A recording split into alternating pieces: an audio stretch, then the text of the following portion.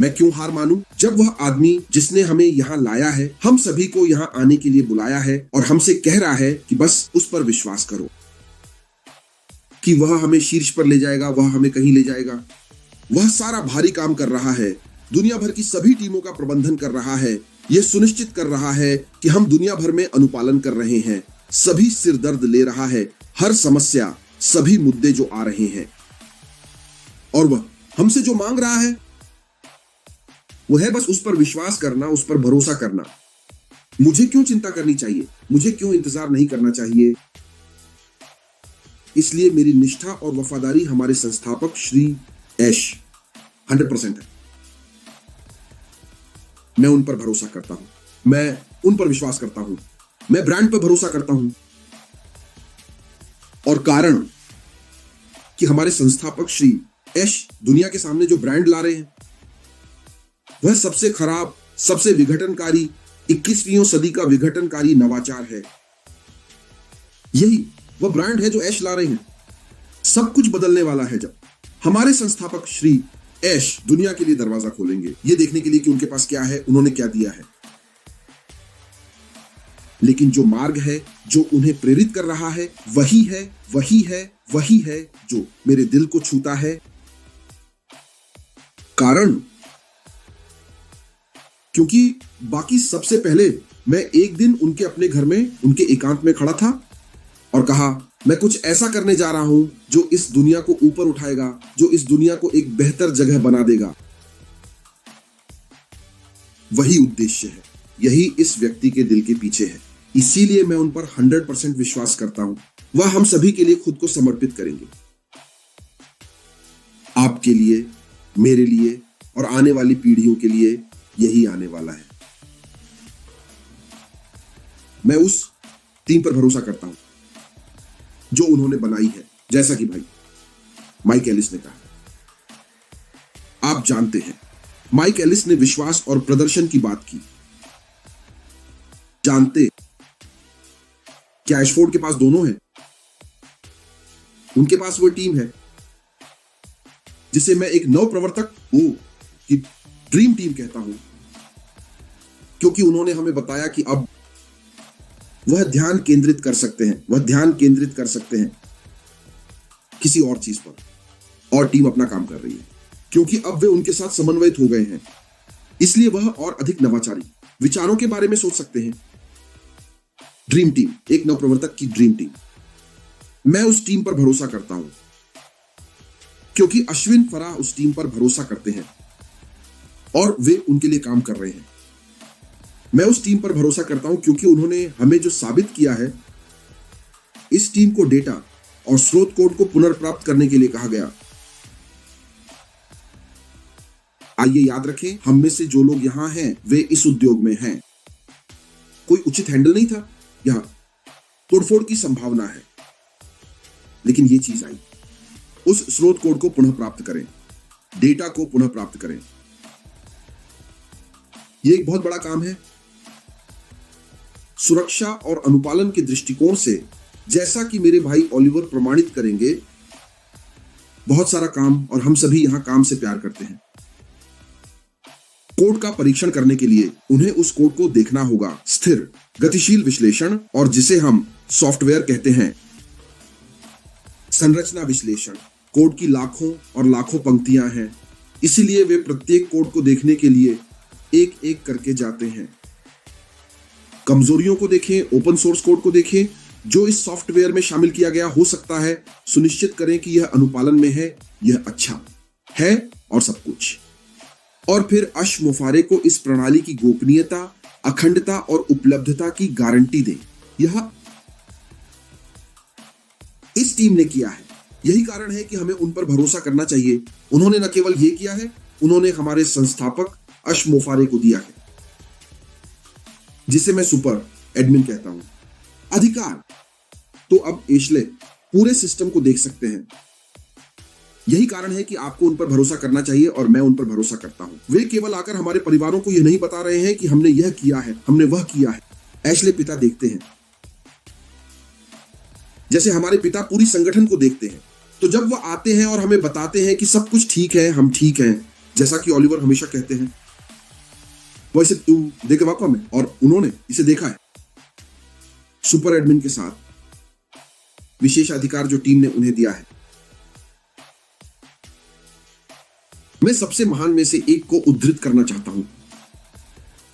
हमारे समय के महानतम वक्ताओं में से एक ब्रिटिश प्रधानमंत्री सर विंस्टन चर्चिल अपने प्रसिद्ध भाषण में, जहां उन्होंने कहा कभी हार मत मानो या कभी झुको मत, उन्होंने कहा कभी मत झुको, कभी मत झुको, कभी किसी चीज के आगे मत झुको, चाहे वह बड़ी हो या छोटी, बड़ी हो या तुच्छ। आप कभी भी हार नहीं मानते सिवाय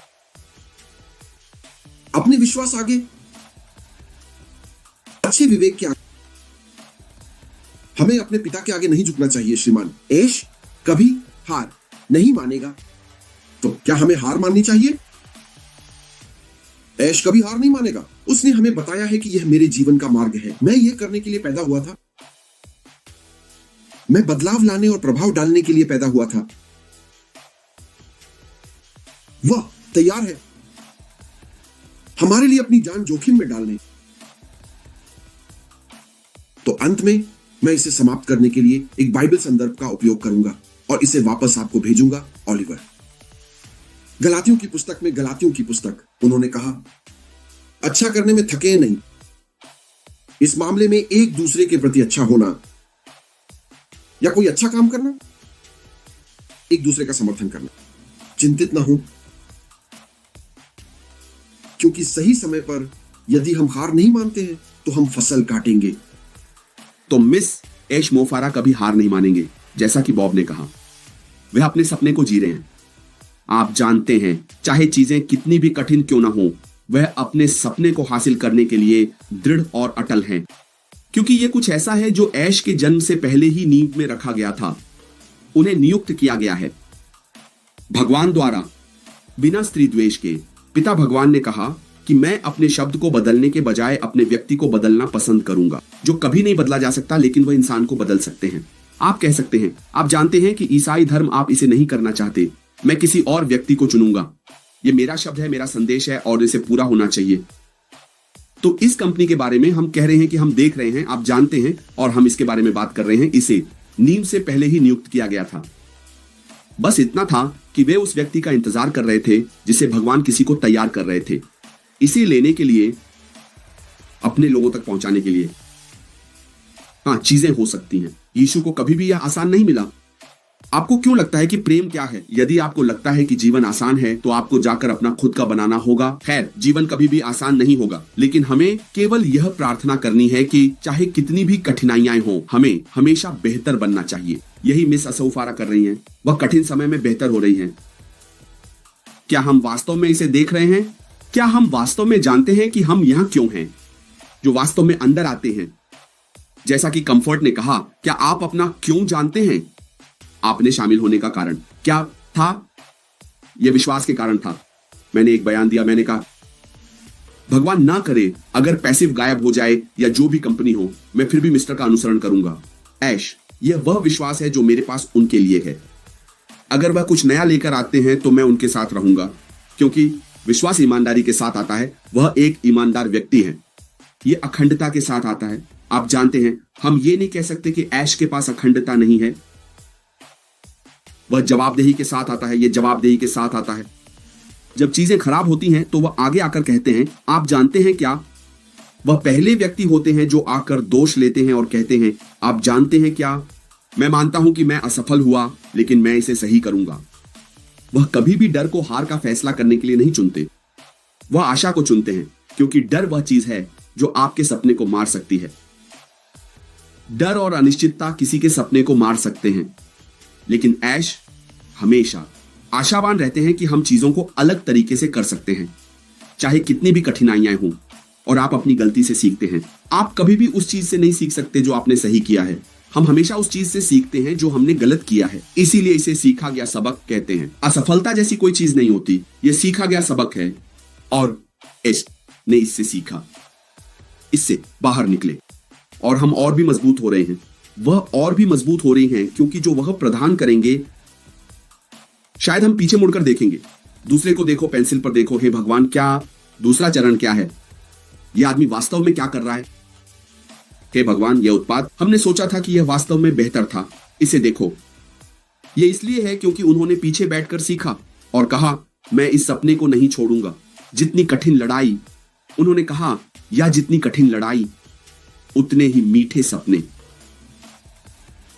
आप जानते हैं, हम इसे केवल बना सकते हैं और जैसे करें वही और करें। यही उन्होंने कहा, हम कभी हार नहीं मानेंगे।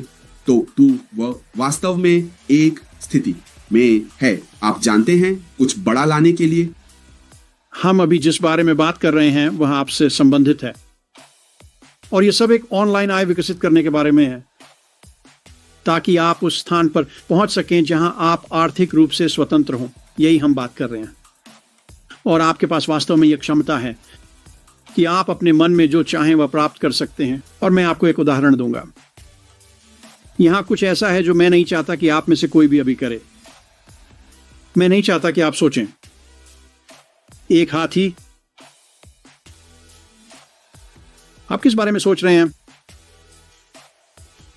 यहां हर कोई एक हाथी के बारे में सोच रहा है, और मैं आपको कुछ बातें छोड़ना चाहता हूं।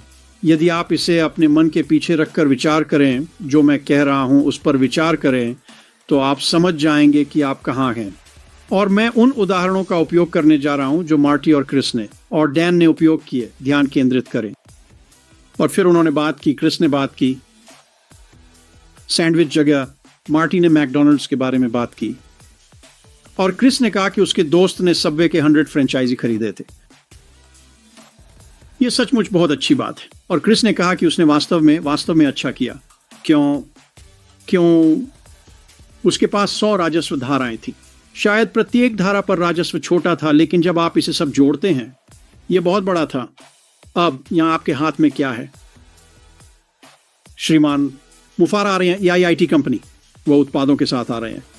आपके पास आपका व्यवसाय है उनकी कंपनी के भीतर। प्रत्येक उत्पाद जो वह लाते हैं वह एक राजस्व धारा है, ठीक वैसे ही जैसे क्रिस के दोस्त के पास 100 सबवे थे। प्रत्येक उत्पाद जो वह लाते हैं वह उच्च मांग में है। लोग इसे चाहते हैं, उन्हें इसकी जरूरत है, वे इसे खरीदने आएंगे क्योंकि इसकी कीमत कम होगी। यही है श्रीमान मुफारा कर रहे हैं। और अगर आप इसके बारे में सोचें तो प्रत्येक कंपनी अपने आप में एक बहु अरब डॉलर की कंपनी है। यही कारण है कि यह नीचे कितनी बड़ी है। तो यहां आपके सामने क्या आ रहा है? अभी आपके पास न केवल एक व्यवसाय है, बल्कि आपके पास कई राजस्व धाराएं हैं। क्रिस के दोस्त की तरह कई राजस्व धाराएं, और इन प्रत्येक धाराओं में ऐसे उत्पाद हैं जो लोग चाहते हैं और जिनकी उन्हें जरूरत है, और वे आकर खरीदेंगे। और संरचना के कारण श्रीमान मुफारा हम में से प्रत्येक के लिए स्थापित कर रहे हैं। आप ग्राहकों को ला सकेंगे। आप ग्राहकों को लाते हैं, वे उत्पाद खरीदेंगे और आप कमीशन कमाएंगे। और आपके पास 1, 2, 3, 4, 5, 6, 7, 8, 9, 10 राजस्व धाराएं हैं। मुझे लगता है कि यह उससे भी अधिक होगा। और ये राजस्व धाराएं आपके लिए हर दिन काम करेंगी। आपको क्रिस के दोस्त की तरह 100 सबवे शॉप्स का प्रबंधन नहीं करना पड़ेगा। ये वास्तव में कठिन काम है। क्योंकि क्या श्रीमान मुफारा ने किया है, आप इस चीज को स्थापित कर सकेंगे, राजस्व धाराओं को स्थापित कर सकेंगे, और फिर जीवन का आनंद ले सकेंगे। तो उम्मीद है कि यह आपको आने वाली चीजों के बारे में थोड़ी जानकारी देगा। और भी बहुत कुछ है। इस पैनल के हर व्यक्ति, हम बिना रुके 4 घंटे और बात कर सकते हैं। इन सभी व्यक्तियों को जो वे करते हैं उसमें वास्तव में महारत हासिल है। सुनते रहें। जैसे ही श्रीमान मुफारा और अधिक लेकर आते हैं, वे इसमें शामिल हों, वे इसे समझाएंगे। हम उस पहाड़ की चोटी पर हैं, प्रकाश हम पर चमकने वाला है, और आप बहुत बहुत जल्दी जान जाएंगे। आप शिखर से केवल कुछ कदम दूर हैं। तो उत्साहित रहें, इसे अपने मन में रखें और फिर तैयार हो जाएं।